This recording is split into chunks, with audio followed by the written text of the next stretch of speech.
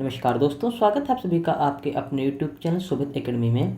इस वीडियो में डिस्कस करेंगे सीटेट के जूनियर पेपर के बारे में, यानी कि 6 से 8 में जो आपका पेपर 2 बनता है उसके बारे में। उसमें हमने सब्जेक्ट लिया है साइंस, ठीक है। जैसा आप सभी लोग जानते हैं, जो सीटेट का पेपर सेकंड होता है 6 से 8 वाला, उसमें 30 नंबर क्वेश्चन आपके साइंस के आते हैं, 30 नंबर के मैथ के आते हैं, 30 नंबर इंग्लिश के आते हैं, 30 नंबर आपके हिंदी के आते हैं और 30 नंबर आपकी पेडागोजी। कुल 150 नंबर का पेपर आपका बनता है। तो इसमें डिस्कस करने वाले हैं साइंस के 30 क्वेश्चन जो आपके प्रीवियस ईयर में पूछे गए थे। अगर आप प्रीवियस ईयर के सारे पेपर सॉल्व कर लीजिए, लगभग मान के चलिए 6-7 साल के सारे सेट अगर आप सॉल्व कर लेते हैं, तो ये मान कर चलिए आपके आराम से 25+ मार्क्स आसानी से आ जाते हैं, क्योंकि क्वेश्चन कहीं ना कहीं से रिपीटेड या घुमा के पूछा जाता है। क्वेश्चन का थोड़ा पैटर्न बदल दिया जाता है, बाकी क्वेश्चन सेम ही लगभग रहते हैं। कुछ क्वेश्चन 5 से 6 क्वेश्चन नए हो सकता है, ऐड कर दीजिए, बाकी क्वेश्चन तो वही रहते हैं क्योंकि सिलेबस उसका सेम है। जल्दी से डिस्कस कर लेते हैं कौन कौन से क्वेश्चन हमारे इसमें पूछे गए हैं। तो पहला क्वेश्चन यहाँ पर देखिए लिखा गया है, यदि x1 लंबाई के वस्तु का उत्तल दर्पण से बना प्रतिबिंब x2 लंबाई का हो तो हमें बताना है। फिर x1 बड़ा और बराबर होगा x2 के, या तो यहाँ पे देखिए x1 छोटा होगा x2 से, x1 बड़ा होगा x2 से, या x1 बराबर होगा x2 से। तो इसमें देख लिए सही ऑप्शन आपका निकल कर आ रहा है सी ऑप्शन सही हो जाता है, यानी कि x1 बड़ा होगा x2 से। इसमें लिखा गया है, अपनी रीजन भी देख सकते हैं। उत्तल दर्पण के सामने x1 लंबाई की वस्तु चाहे जहाँ पर स्थित हो, उसका प्रतिबिंब x2 सदैव दर्पण के पीछे ध्रुव तथा मुख्य फोकस के मध्य बनता है। प्रतिबिंब सीधा आभासी वस्तु से छोटा होता है। अगला क्वेश्चन देखते हैं। इसका पर आप चित्र भी देख सकते हैं, इसका चित्र है, इसमें x1 बड़ा है x2 से। अगला क्वेश्चन देखते हैं। ऊष्मा की ईसाई इकाई है जूल, कैलोरी, किलो कैलोरी या अर्ग। तो सही ऑप्शन इसमें आपका निकल कर आता है जूल। यहाँ पर देख सकते हैं लिखा है, ऊष्मा एक प्रकार की ऊर्जा है जिसका प्रवाह अधिक ताप की वस्तु से कम ताप की वस्तु की ओर होता है। ऊष्मा का ईसाई मात्रक ऊर्जा की तरह जूल है, परंतु व्यवहार में कैलोरी, किलो कैलोरी, ब्रिटिश ऊष्मी मात्रक आदि प्रयुक्त होते हैं। अगला क्वेश्चन देखते हैं। माध्यम में ध्वनि तरंगों की प्रकृति होती है ना तो अनुदैर्ध्य ना ही अनुप्रस्थ, केवल अनुदैर्ध्य, केवल अनुदैर्ध्य, अनुदैर्ध्य अनुप्रस्थ दोनों। तो इसमें सही ऑप्शन आपका निकल कर आता है बी, केवल अनुदैर्ध्य। यहाँ पर देख सकते हैं नीचे लिखा भी गया है, माध्यम में ध्वनि तरंगों की प्रकृति केवल अनुदैर्ध्य होती है, क्योंकि ध्वनि अनुदैर्ध्य तरंगे हैं तथा ये सभी माध्यम ठोस, द्रव, गैस में संचरण कर सकते हैं। निर्वात में ध्वनि का संचरण नहीं हो पाता क्योंकि माध्यम अनुपस्थित होता है। अगला क्वेश्चन देखते हैं।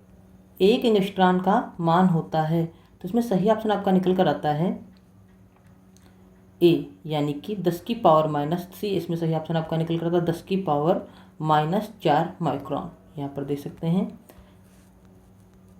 आपको पता है एक एंगस्ट्रॉन का मतलब होता है 10 की पावर -10 मीटर, ठीक है। जब इसको माइक्रोन में बदलेंगे, देखिए यहाँ पर लिखा गया है, यहाँ पर आप देख सकते हैं, एक एंगस्ट्रॉन बराबर होता है 1/10,000 माइक्रोन, यानी कि 10 की पावर -4 माइक्रोन। एक एंगस्ट्रॉन बराबर 10 की पावर -4 माइक्रोन। उसके बाद यहाँ पर 10 की पावर -6 गुणा कर दिया तो आ जाता है 10 की पावर -10 मीटर।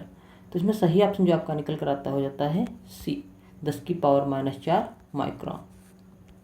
ध्वनि की अधिकतम चाल होती है निर्वात में, जल में, वायु में या स्टील में। तो सही ऑप्शन इसमें आपका निकल कर आता है डी, यानी कि स्टील में। कोई भी धातु हो तो इसमें ध्वनि की चाल सबसे ज़्यादा होगी। यहाँ पर देख सकते हैं ध्वनि की चाल भिन्न भिन्न माध्यमों में भिन्न भिन्न होती है।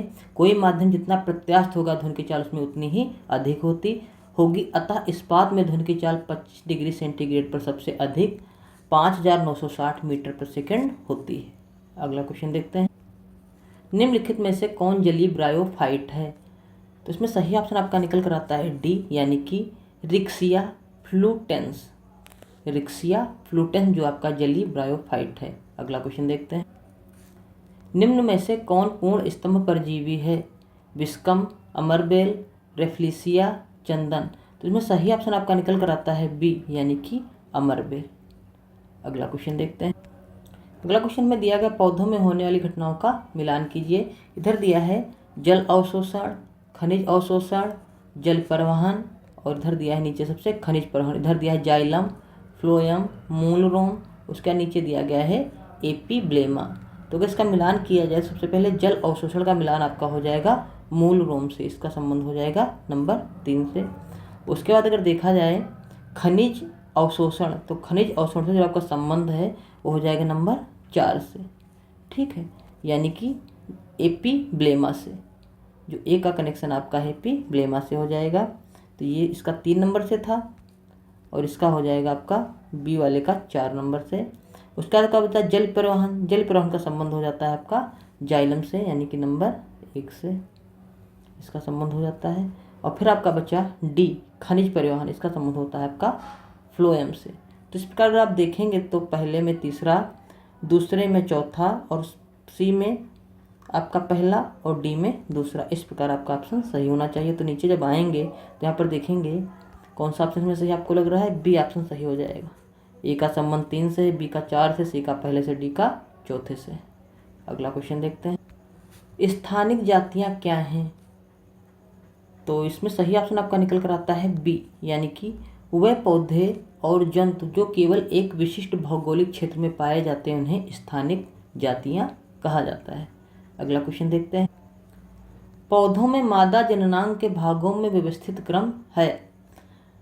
तो इसमें आपका सही ऑप्शन निकल कर आता है, हो जाता है डी, यानी कि सबसे पहले आपका आएगा वर्तिकाग्र, फिर वर्तिका, फिर अंडाशय, उसके बाद लास्ट में आएगा पुष्पासन। सबसे पहले वर्तिका, फिर वर्तिका, वर्तिकाग्र सबसे पहले, नंबर 2 वर्तिका, फिर अंडाशय, उसके बाद पुष्पासन। यहाँ पर देख सकते हैं नीचे लिखा भी गया है, ये इसका क्रम लिखा गया व्यवस्थित रूप से, वर्तिकाग्र, वर्तिका, अंडाशय, पुष्पासन, वर्तिकाग्र, वर्तिका, अंडाशय, पुष्पासन। अगला क्वेश्चन देखते हैं, कैल्सिनेशन कौन प्रदर्शित करता है? तो इसमें सही ऑप्शन आपका निकल कर आता है ए, मैग्नीशियम कार्बोनेट। यहाँ मैग्नीशियम ऑक्साइड निकलेगा और कार्बन डाइऑक्साइड बाहर निकल जाएगा, तो ए ऑप्शन सही हो जाता है, देख भी सकते हैं।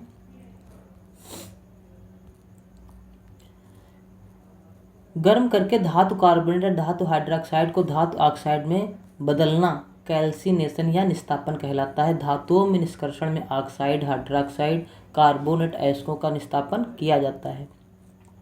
मैग्नेसाइड का निस्तापन करके मैग्नीशियम ऑक्साइड बनाया जाता है। MgCO3 gives out MgO plus CO2।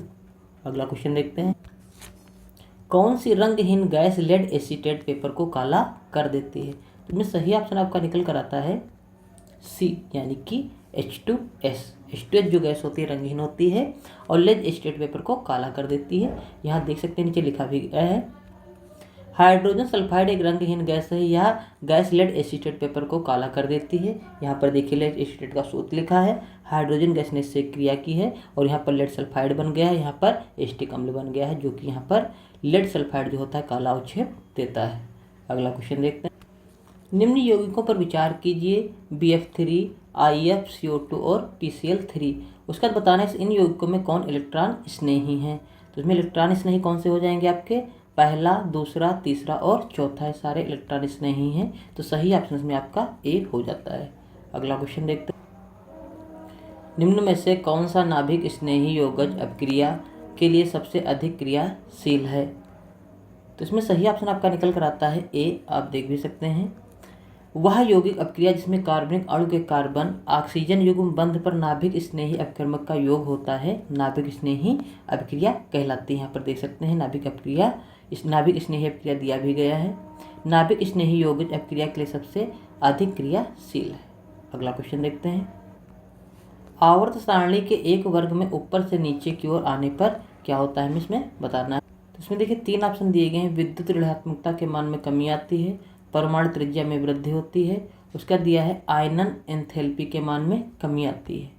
तो यहाँ पर नीचे, तो इसमें आपके तीनों ऑप्शन सही हो जाते हैं A, B, C, इसलिए सही ऑप्शन आपका ए निकल कर आता है। A, B और C तीनों सही हैं, तो इसलिए सही ऑप्शन में ए हो जाता है। यहाँ पर देख भी सकते हैं, आवर्त सारणी के किसी वर्ग में ऊपर से नीचे की ओर आने पर तत्वों की विद्युत ऋणात्मकताएं नियमित रूप से घटती हैं, क्योंकि परमाणु त्रिज्याएं क्रम से बढ़ती हैं। किसी समूह में ऊपर से नीचे जाने पर जैसे जैसे तत्व का परमाणु क्रमांक बढ़ता जाता है, वैसे वैसे तत्वों की परमाणु त्रिज्याएं भी बढ़ती जाती हैं। किसी वर्ग में ऊपर से नीचे की ओर आने पर आयनन एंथैल्पी के मान में भी कमी आती है।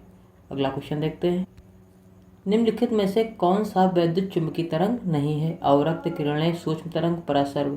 तो सही ऑप्शन आपका निकल कर आता है डी, परासर्व तरंग।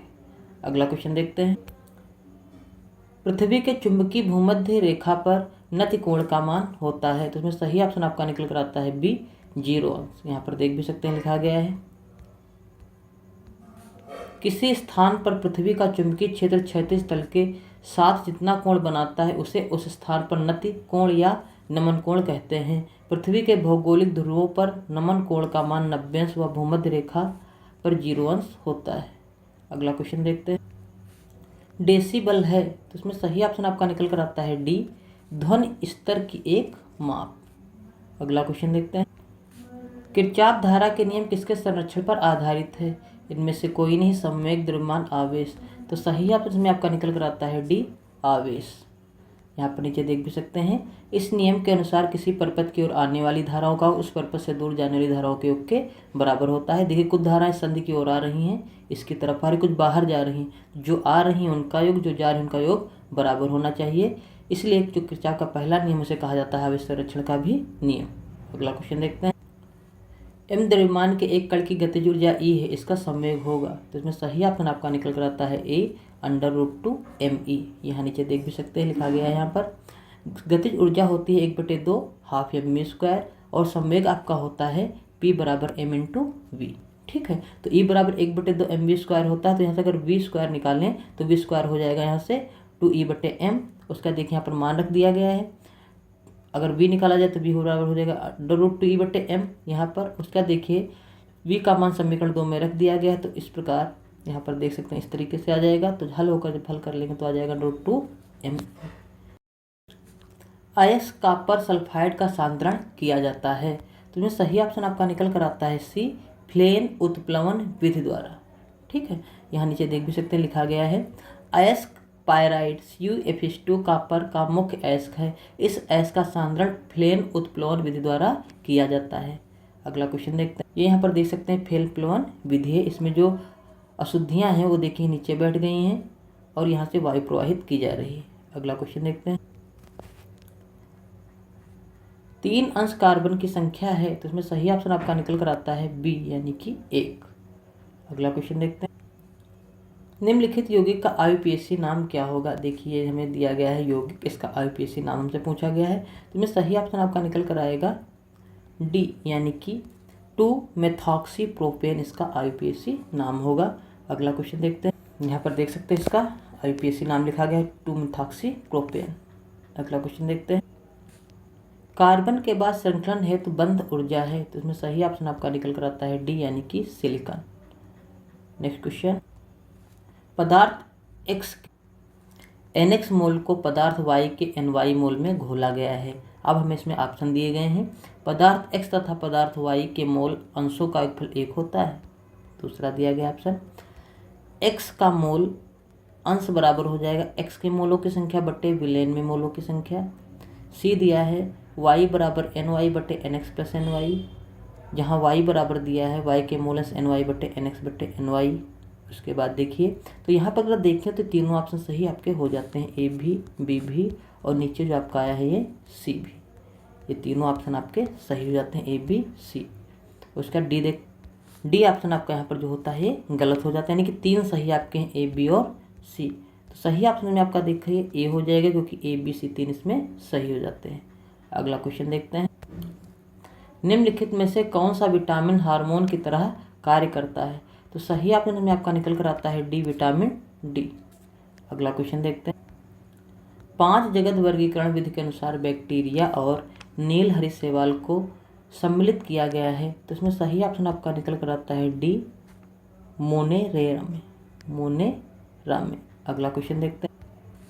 निम्न में से कौन सा ऊतक है? तो इसमें सही ऑप्शन आपका निकल कर आता है सी, यानी कि ब्लड। अगला क्वेश्चन देखते हैं। अंड जनन की प्रक्रिया में जो हार्मोन अधिकतम होता है उसका नाम है LH, प्रोजेस्टेरोन, एजेस्ट्रोन या FSH। तो इसमें सही ऑप्शन आपका निकल कर आता है ए, यानी कि LH। अगला क्वेश्चन देखते हैं।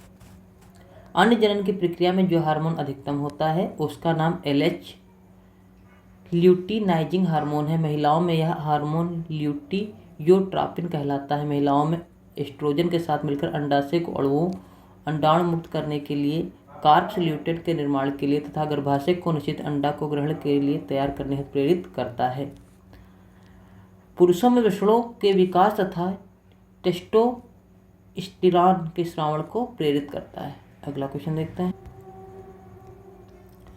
हिप्पोकैम्पस एक है स्तनधारी, सिलेंट्रोइड, प्रोडोकार्टा या मीन। तो इसमें सही ऑप्शन आपका निकल कर आता है डी, यानी कि फिश एक मीन है। यहाँ देख सकते हैं नीचे लिखा भी गया है। हिप्पोकैम्पस समुद्र में पाई जाने वाली एक मछली की प्रजाति है। इसका सिर घोड़े के समान होता है, इसलिए समुद्री घोड़ा भी कहते हैं। तो इस प्रकार आपके जो साइंस में क्वेश्चन प्रीवियस ईयर में पूछे गए थे, ये 30 क्वेश्चन इस प्रकार थे। अगर आप लोगों को किसी भी क्वेश्चन में डाउट रह जाता है तो आप हमें कमेंट कर बता सकते हैं। अगर वीडियो अच्छा लगा हो तो वीडियो को लाइक कर दीजिए, और अगर आप सीटेट की ये साइंस की सीरीज देखना चाहते हैं तो हमारे चैनल को सब्सक्राइब कर लीजिए। वीडियो देखने के लिए बहुत बहुत धन्यवाद। Thank you very much.